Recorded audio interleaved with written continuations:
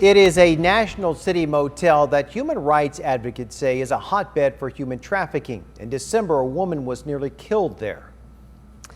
And prosecutors say her pimp was responsible. Team 10 investigator Melissa Masiha examines the efforts to try and fix what some say is a long-running problem. In December, fire ignited inside this room at the Roadway Inn on Roosevelt Avenue in National City.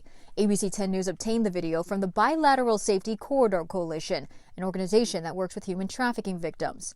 Police say the woman inside the room was stabbed several times and set on fire.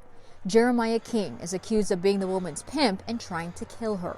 Marisa Ugarte with the Bilateral Safety Corridor Coalition, or BSCC, met with the victim. There were 11 stab wounds, plus she was set on fire, so she was in great pain. The psychological trauma that she has is huge. Ugarte said the motel is a problem. I'm extremely familiar with what is going on. The girls tell me that they've been beaten there. She said this location next to the freeway makes it popular for truckers to park. It's also near a military base. The area is familiar to police. The biggest concern is that entire area of Roosevelt Avenue has been problematic in National City for years, right?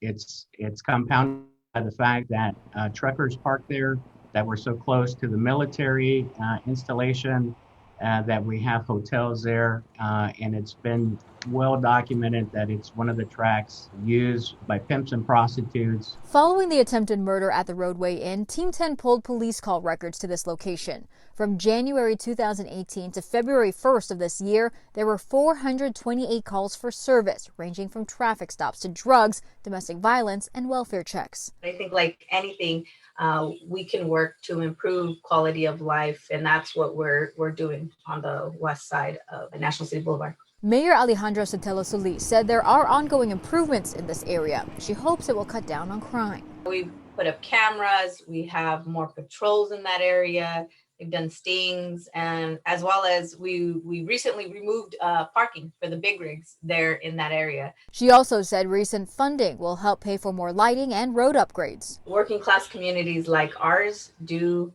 get more of the blame, more, I would say, tarnished reputation, but we are a safe community. When Team 10 contacted the Navy about advocates' concerns, a spokesperson said prostitution and human trafficking are clear violations of the Uniform Code of Military Justice.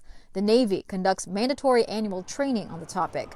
There is a process to declare certain facilities off limits. He said this motel is not on that list. On the Better Business Bureau website, one unanswered complaint about the motel said they are aware of all the prostitutes and pimps that constantly come in and out of there and yet do nothing about it. That guest checked out early. When I contacted Roadway Inn's general manager, he called what happened in December a horrific incident. Manish Patel said prostitution, illegal activity, is not what we want as property owners.